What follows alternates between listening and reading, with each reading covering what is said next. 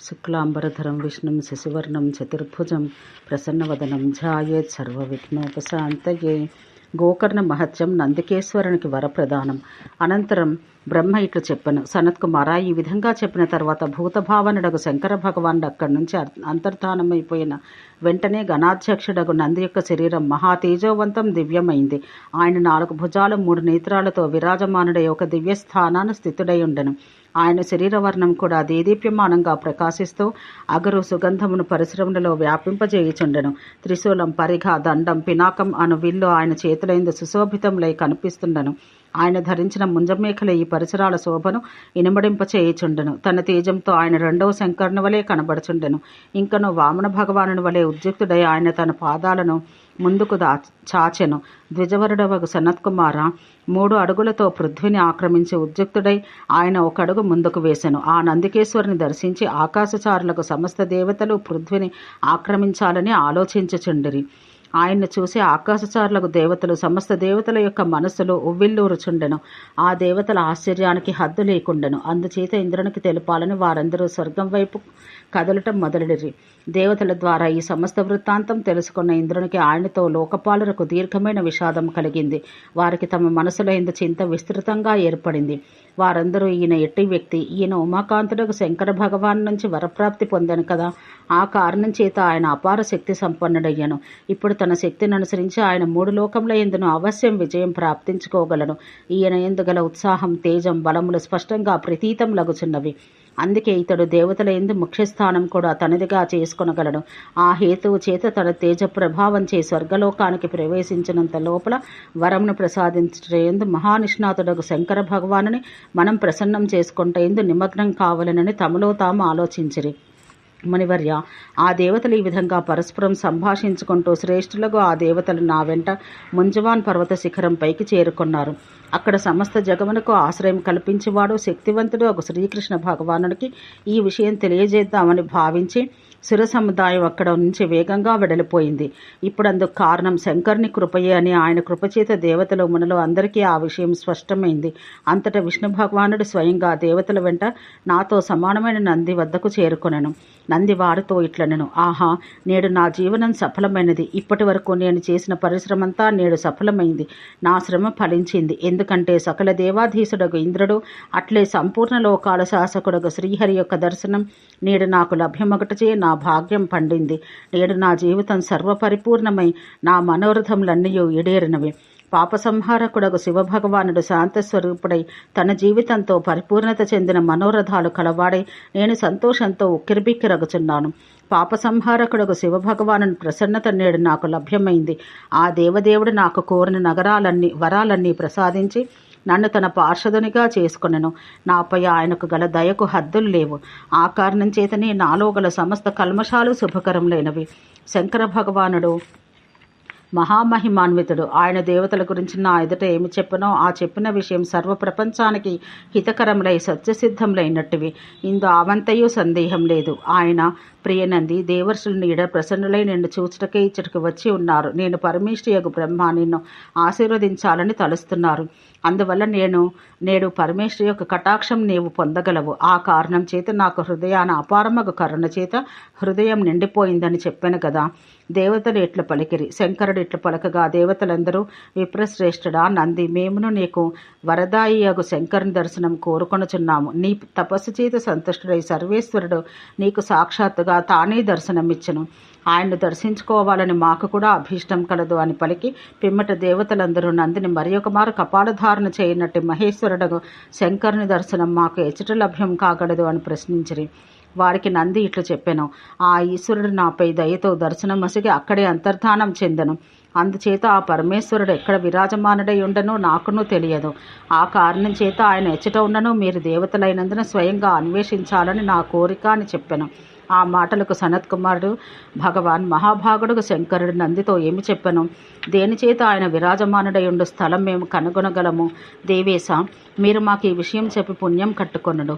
ఈశ్వర, భగవంతుడు శంకరుని విషయాన ఏదీ గోపనీయం కాదు అని పలికెను. సనత్కుమారుని మాటలకు బ్రహ్మ ఇట్లు పలికెను, వత్స, శంకరుడు దేవతలకు చెప్పిన విషయాలను వారికి స్పష్టపరచడం నా ఎడల ఉచితం కాదు. దాన్ని నేను మీకు చెబుతున్నాను. అయినను వారు నందికి ఏమి చెప్పిరో దాన్ని నేను మీకు తెలుపుచున్నాను. విప్రవర, శంకర భగవానుడు ఏమి చెప్పినో ఆ విషయాలు తెలుపుతున్నాను వినము. హిమాలయాల కావలి వైపున పృథ్వీపై సంకటగిరి అని పేరు గల ఒక విఖ్యాతమైన సిద్ధస్థానం కలదు. దాని అనేక వనములు ఉపవనంలో మిక్కిలి శోభావంతములుగా ఉండును.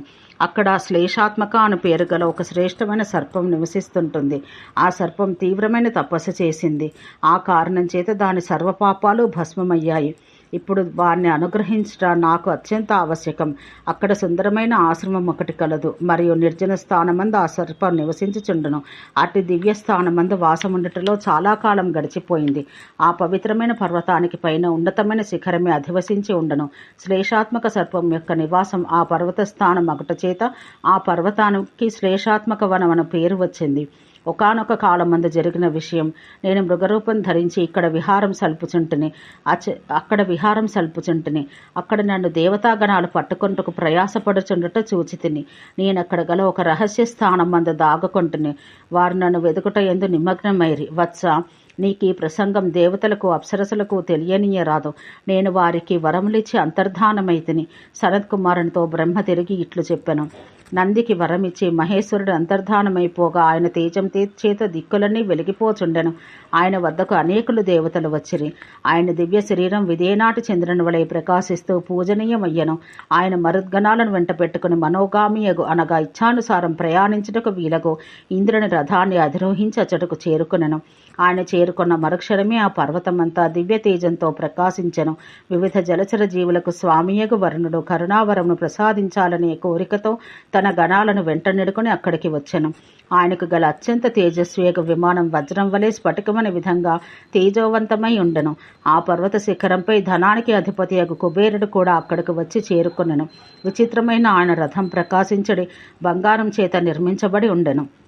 ధనాధ్యక్షుడకు కుబేరునితో అనేకులు యక్ష రాక్షస గంధర్వ కిన్నెర కింపురుషులతో రాక్షసులు కూడా అక్కడికి చేరుకొనిరి. సూర్యునితో సమానముగు ధగీయమానంగా ప్రకాశించే విమానముల యందు వారందరూ అక్కడకు చేరుకొనిరి. ఆ విమానాల శోభ అలౌకికమైనట్టుది. వారి అందరి మధ్య గల ఉత్తమ పుణ్యశ్లోకుడు సుశోభితుడైన కుబేరుడు రెండవ సూర్యుని వలె వెలిగిపోవచుండెను. సూర్యచంద్రులు అట్లే సమస్త గ్రహమండలము నక్షత్ర సమూహాలు అగ్ని సమూహంగా తేజస్సులై విమానాన్ని అధిరోహించి ఆకాశం నుంచి ధరాతలానికి దిగి వచ్చిరి. ఏకాదశ రుద్రులు 12 సూర్యులు కూడా అక్కడికి చేరుకున్నారు. అశ్విని కుమారులిద్దరూ ఆ మహా తేజస్వంతమగు ముంజవన పర్వతం పైకి దిగి వచ్చిరి. విశ్వేదేవులు సాధ్యగణములు తపోవంతములు అగు బృహస్పతి మొదలగు వారు కూడా ఆ సమయాన అక్కడికి వచ్చాను. విశాఖుడు అన్న పేరుతో విఖ్యాతుడగు కార్తికేయుడు అను భగవానుడు, కుమారస్వామి విఘ్ననాయకుడగు భగవంతుడు వినాయకుడు ఆ మహాపుణ్యవంతమగు ప్రాంతానికి చేరుకొనెను. అక్కడ 100 కొలది నెమ్మలు క్రీంకారములు చేయుచుండగా నారద, తుంబర, విశ్వావసు, పరావసు, హాహా, హూహు ఇంకను అనేకులకు ప్రసిద్ధులకు గంధర్వులు ఇంద్రుని ఆజ్ఞ ప్రకారం వివిధ విధములకు విమానాల ద్వారా అక్కడకు చేరుకొనిరి. అంతేకాక పవన, అగ్ని, ధర్మ, సత్య, ధ్రువుడును ఇంకను దేవర్షులు, సిద్ధ, యక్ష, విద్యాధర, గుహ్యక సముదాయాలు ఆ ప్రదేశానికి వచ్చిరి. విశేష మహత్యం గల ఆదర్శకారులకు ఋషులు కూడా వచ్చిరి. గంధకాళి, ఘృతాచి, బుద్ధగౌరి, తిలోత్తమ, ఊర్వశి, మేనక, రంభ, పుంజకస్థల వంటి ఇతర అప్సరసులు ఈ ముంజవాన పర్వతమును చేరుకొనిరి. పులస్య, అత్రి, మరీచి, వశిష్ఠ, భృగు, కశ్యప, పులహ, విశ్వామిత్ర, గౌతమ, భరద్వాజ, అగ్నివేశ, వృద్ధ, పరాశర, మార్కండేయ, అంగీర, గర్గ్య, సంవర్త, క్రతు, జమదగ్ని, భార్గవ, చవనాది మహామునులందరూ విష్ణు కథలు వినిచో స్వర్గాధ్యక్షుడగు దేవేంద్రుని ఆజ్ఞ చేత అక్కడికి సామూహికంగా చేరుకొనిరి. స్త్రీ పురుష రూపాలలో సింధు, మహానది, సరయు, తామ్రపర్ణ, చారుభాగ, మితస్థిత, కౌశికి, పుణ్య, సరస్వతి, కోక, నర్మద, బాహుద, శతధ్రు, విపాస, గండకి, సరిద్వర, గోదావరి, వేణి, తాపి, కస్థోయ, సీత, చీరవతి, నంద, చందన, చర్మన్వతి, పర్ణాస, దేవిక, ప్రభాస, సోమ, లౌహిత్య, గంగాసాగరాది నదులు ఇంకను ఎన్ని పుణ్యతీర్థాలు కలవో అవన్నీ ఆ సమయాన పృథ్వీతలానికి వచ్చి చేరినవి. ఇంద్రుని ఆజ్ఞ చేత ముంజవనమని పేరు గల ఆ ఉత్తమమైన పర్వతానికి అందరూ చేరుకున్నారు. పర్వతాలలో మహా ఉత్తమమగు మహామేరు, కైలాస, గంధమాదన, హిమవంత, హేమకూట, నిషధ పర్వత, ప్రవర, వింధ్యాచల, మహేంద్ర, సహ్య, మలయగిరి, దర్ధుర, మాల్యవంత, చిత్రకూట, అన్నింటికంటే ఎత్తైన ద్రోణాచల, శ్రీ పర్వతాలు లతలతో పరిపూర్ణములై పర్వతరాజ పారయాత్ర అని ఈ పర్వతాలలో ఉత్తమమైన పర్వతములుగా పరిగణించబడుచున్నవి. ఇవన్నీ అట్లే లతలచే పరిపూర్ణములుగా పరిపూర్ణములగు ఇవి శ్రేష్టముగా పరిగణించబడుతున్నవి. వీని అన్ని పర్వతముల కథ పర్వతాలలో ఉత్తమంగా గణించబడినవి. వీటన్నింటితో పాటు అనేక అరణ్యాలు కూడా మనుష్య రూపధారణ చేసి అక్కడికి ఆగమించినవి. సంపూర్ణ యజ్ఞాలు, సమస్త విద్యలు, చతుర్వేదాలు, మహాభాగుడుకు సర్పరాజు వాసుకి, సర్పరాజు అమృతాసి, వేల కొలది ప్రాణులతో ప్రకాశవంతుడైన అనంత శేషనాగు, ధృతరాష్ట్ర సర్పరాజుగు కిర్మీరుడు, శ్రీమంతుడగు అంబోధరుడు, మహాతేజస్వంతుడగు నాగరాజు కూడా అక్కడికి వచ్చి ఉండెను. వీరే కాక సర్పాధ్యక్షుడును వేలు లక్షల కొలది సర్పరాజములను ఆ ప్రదేశానికి చేరుకొనెను. విద్యుజ్జిహ్వ ద్విజవేంద్ర శంకరవర్త్య అనిమేశ్వర మూడు లోకములందు విఖ్యాతములకు శ్రీమంతులైన అనుపమేశ్వరుడు, విలోచన కుమారుడు, స్వచ్ఛము స్ఫోటమని సత్తైచితుడు, పర్వతం వలె అచలుడుగా ఉండువాడును. అట్లే వందల కొలది సర్పములతో ఎత్తులగు అరిమేజయుని వెంట సర్పరాజుకు పరాక్రమవంతుడైన నాగరాజు, వినత, భూరి, కంబలర, అశ్వతర, అట్లే సర్పరాజుకు పరాక్రమవంతుడగు ఏకాపత్రుడు, నాగుల అధ్యక్షుడగు కర్కోటకుడు, ఇంకను ధనుంజయుని వంటి మహాపరాక్రమశాలుడగు అనేకులు భుజగేంద్రులు ముంజవన పర్వతంపై చేరుకున్నారు. దివారాత్రులు, పక్షమాసములు, సంవత్సరాలు, ఆకాశం, పృథ్వీ, దిశలు, విదిశలు అచటికి వచ్చిరి. ఆ సమయాన అక్కడకు చేరుకున్న దేవతలు, యక్షులు, సిద్ధులచే ఆ ముంజవంత పర్వత శిఖరం సంపూర్ణంగా నిండిపోయినది. ప్రళయకాలమందు సముద్రం యొక్క ఒడ్డు జలంచే పరిపూర్ణమైనట్టు ఆ పర్వత శిఖరం వీరందరిచే నిండిపోయింది. అప్పుడు ఆ పర్వతరాజు ముంజవంత సురమ్య శిఖరంపై దేవతా సమూహంచే నిండిపోవట చేత వాయు ప్రేరితమై వృక్షాలు వారిపై పుష్పవర్షం కురిపించట ప్రారంభం చేసినవి. ఆ సమయమందు దివ్యులకు గంధర్వులు ఉత్తమ సంగీతంతో, అప్సరసలు ప్రశంసనీయ నృత్యాలతో, పక్షులు సంతోషంతో మధుర స్వరాలతో కలకూచితారావములు చేయుట ప్రారంభించినవి. పవనాలు పవిత్రములకు సుగంధములు తమతో తీసుకొని వీచినవి. వాని స్పర్శ చేత సర్వజనుల మనసును ముగ్ధములైపోవచుండెను. ఈ విధంగా దేవతలందరూ వారి ముందు విరాజమానుడై ఉన్న విష్ణు భగవానుని ముందెడుకుని ప్రకాశించెను. అట్లు దివ్యాభరణాల చేత వారి ఆకారాలు విద్యోతితములగుచున్నవి. ఇంకను అక్కడకు చేరిన గంధర్వులు, అప్సరసలు గణమునిపై నంది దృష్టి సారించెను. ఆయన సర్వదేవతలను ఇంద్రునితో కూడా అచటకు చేరుకుంటను గమనించెను. ఆయనను నంది సావధానుడై చేతులు జోడించి శిరస్సు వంచి ఇంద్రునికి నమస్కరించెను. వెనువెంటనే సర్వదేవతాగణములు వచ్చటం చూసి నందికి మహాశ్చర్యం కలిగింది. అందుకే ఆయన వారందరినీ స్వాగతించట ఎందు నిమగ్నుడయ్యను. అక్కడ ఉపస్థితులై ఉన్న సమస్త దేవతాగణాలు క్రమశః నమస్కారం చేయట ఎందును, పిమ్మట వారందరికీ యథాశీఘ్రంగా ఆసనం, పాద్యం, ఇంకను అర్ఘ్యం మొదలగు వాటిని అర్పించట ఎందును సంలగ్నుడయ్యను. అట్లే తన అనుయాయులకు ఆదేశములు ఇచ్చట ప్రారంభించెను. నంది చేసిన స్వాగత సత్కారాలు స్వీకరించిన మాస, రుద్ర, మరుద్, అశ్విని కుమార, సాధ్య, సిద్ధ, విశ్వేదేవ, గంధర్వ, గుహ్యకాది దేవతలు, అట్లే గణదేవతలు నందిని ప్రశంసించిరి. విశ్వావసు, హాహా, హూ, నారద, తుంబర, చతురంగసేనను మొదలుకొని అన్యులైన గంధర్వులను నందిని ప్రశంసించిరి. వాసుకి ప్రభృతులకు నాగసర్పములు రాజులను పిలువబడను. వాని యందు అంతులేని శక్తి కలదు. సౌమ్యమూర్తి యగు నందీశ్వరుని చూసిన వారందరూ ఆయన యథాశక్తి అర్చించిరి. వారందరి యందు సిద్ధచారణ, విద్యాధర మొదలగు అప్సరసుల యొక్క గణములు దేవేశ్వరుడకు ఇంద్రునిచే సన్మానించబడిన నందీశ్వరుని అర్చించటం మొదలెడిరి. యక్ష, విద్యాధర, గ్రహ, సముద్ర, పర్వత, సిద్ధ, బ్రహ్మర్షి గణములు, గంగాది నదులు వీరి అందరి యందు అపార సంతోషం ఉత్పన్నమయ్యను. అందుకే అందరూ నందీశ్వరునికి తమ ఆశీర్వాదాలు ఇచ్చట ప్రారంభించిరి. ఇట్లు జరుగుతుండగా దేవతలు ఈ విధంగా పలికిరి: మునులారా, భగవంతుడు పశుపతి శంకరుడు నిరంతరం మీ యందు ప్రసన్నుడై ఉండనుగాక. అడమజ్జులారా, మీకు సర్వత్రా అబాధాగతి లభ్యమగుగాక. ద్విజవరులారా, మీకు దేవతల కంటే అధిక శ్రేష్టమైన శక్తి సులభంగా లభ్యమగుగాక. విభో, రోగములు, వ్యాధులు మేము అంటకుండుగాక. మీరు అమరులై చరింతురుగాక. అచ్యుతులారా, శంకర భగవానుడితో సప్తలోకములందు సుఖంగా నివసించే శక్తి మీకు లభ్యమగుగాక అని పలకగా దేవతల ఈ మాట విని నందీశ్వరుడు మరలా వారితో తన ఉద్దేశాలు ఈ విధంగా వ్యక్తపరచడం ప్రారంభించెను: మీరందరూ ప్రధానులకు దేవతలు.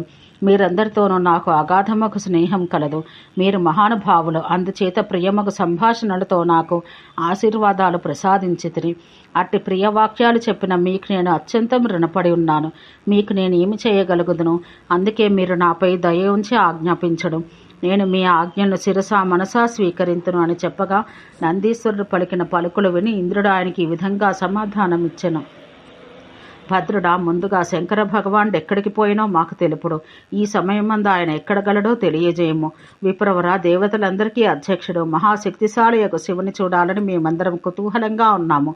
మునివర్య, స్థానువు, ఉగ్రుడు, శివుడు, శర్వుడు, మహాదేవుడు అని పిలువబడు శంకర భగవానుని గురించి నీవు మాత్రమే తెలిసిన వాడవు. ఆయన గల స్థలం వెంటనే తెలుపమని ప్రార్థించెను. వజ్రపాని ఇంద్రుని పలుకులు బుద్ధిమోత్తాపూర్ణములై ఉండగా ఆ పలుకులు విన్న నంది శంకరుని మనసునందే స్మరించెను. వెనువెంటనే ఆయన ఇంద్రునికి సమాధానం ఇచ్చుటకు ఉద్యుక్తుడయ్యను.